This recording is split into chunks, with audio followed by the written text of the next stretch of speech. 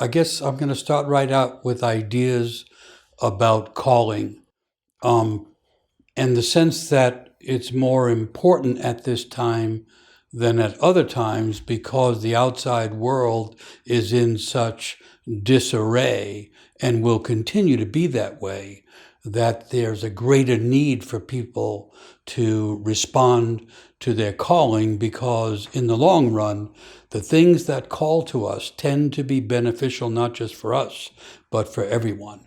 And so calling becomes a more important thing on the inside when the outside world is falling apart. Calling and vocation are part of the ancient sense of being born into an adventure of self-discovery that is aimed at awakening our greater inner consciousness and revealing our life purpose. What calls to us speaks to the personal myth that's already seated inside us. In other words, there's an inner story that's trying to unfold through the course of our life. And a key component of that unfolding is hearing and responding to the call, because in responding to the call, we align ourselves with the paths that are most meaningful to us, but can be the most beneficial for other people as well. Because when we find our path, we find ways to give our gifts, and everyone that comes into the world is gifted, and the gifts are intended to be given, and the beneficiaries are intended to be other people.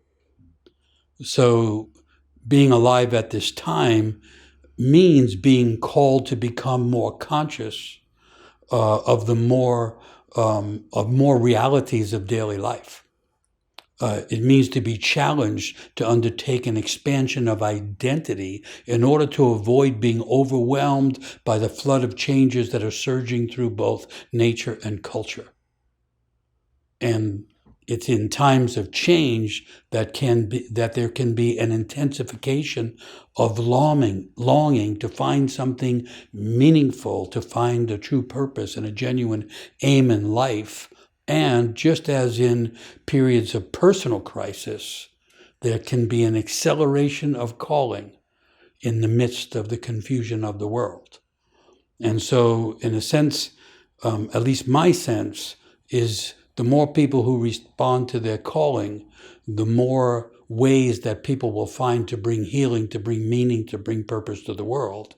And this is particularly important if we think about young people growing up into this world that turns upside down so often, into the conflicts and confusion that prevail in the world right now. More than at other times, young people benefit from knowing that there's a calling and then being able to respond to something meaningful when there's less and less meaning in the world around them.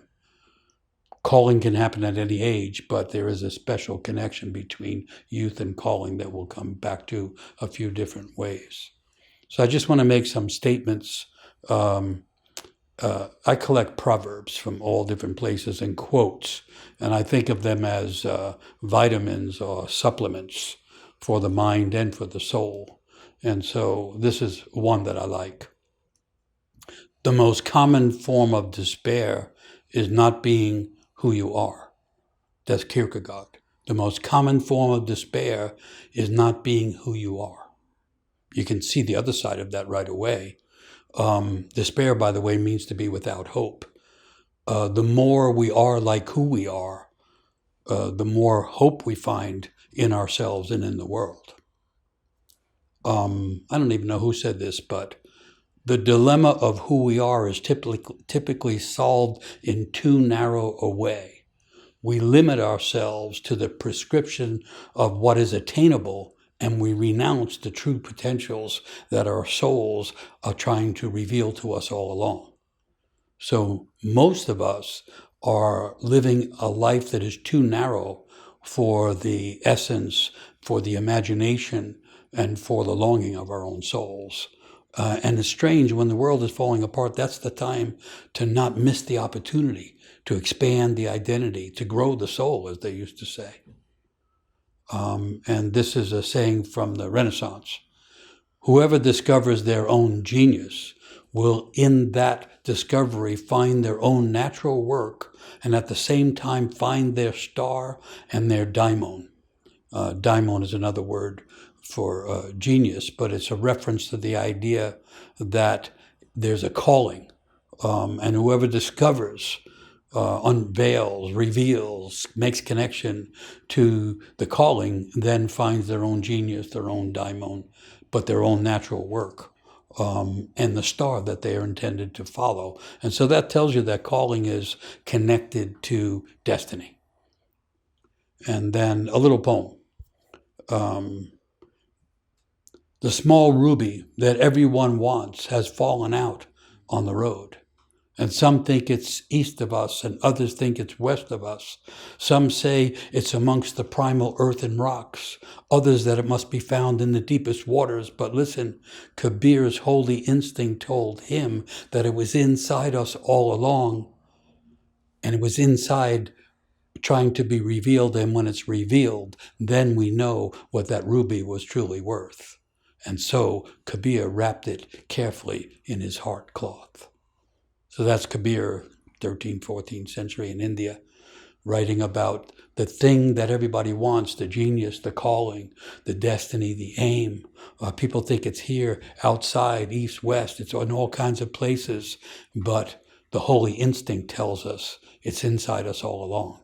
And so the calling is calling to something inside us that intends to, that's trying to, that would, if possible, awaken.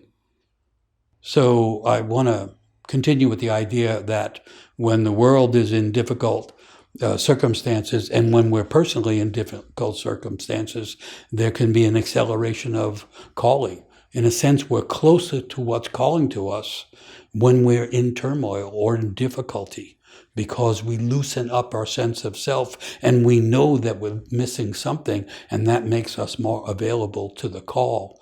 And often when we're looking to find where was the calling in my life, often the place to look was where the greatest trouble was.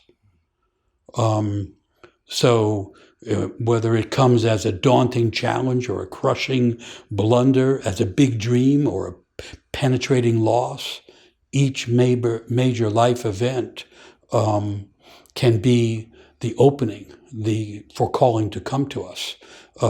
Each major life crossroads can be the opportunity to awaken to the call, which you could say is calling to the genius in us, calling to the soul in us, or calling to the deeper self, if you want to use a psychological term. And so from the view of the soul, having a calling is not a matter of choice or just another option in the course of life. Rather, it is the thing that's trying to choose us. In the modern world, people want to have lots of choices, and that's fine. But there's an old idea that says that it's more important to be chosen than to have choices. And being chosen is another way to talk about vocation or being called to something meaningful. So finding a calling in life is a key to opening up one's own life and also to becoming purposeful in life.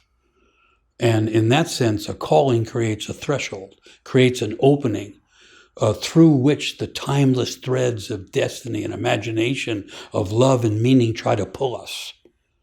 The modern world is restricted by a kind of collapse of imagination, which has caused everything to be horizontal. But calling has to do with verticality. We're called to something higher. We're called to something greater. We're called to something deeper. The soul grows by vertical dimensions, not by horizontal expansion. So a chance experience, a mistake, a dream, anything large or small can serve as the opening for a calling. And an accident, for instance, can turn out not to be an accident at all. It can shift a person's life towards a destiny that was waiting to be found and needed that accident to be revealed. And so you could say an act of vocation happens whenever and wherever spirit calls to us. In other words, it's not a once in a time in life thing, and if you miss it, too bad, you don't have a calling. It's actually calling all the time. And there can be little acts of vocation where we have more of a recognition of how we are called and why we are called and where we are called to go. And when you look at it that way, spiritual paths can be seen as pathways coming from a calling. I mean, it's a way to understand how to pick which or find your way through the spiritual possibilities. The path to take is the one we're called to take. And once we realize that calling, nothing else should be allowed to interfere with that, because that is the alignment with the depth of our own soul, and nothing can improve upon that.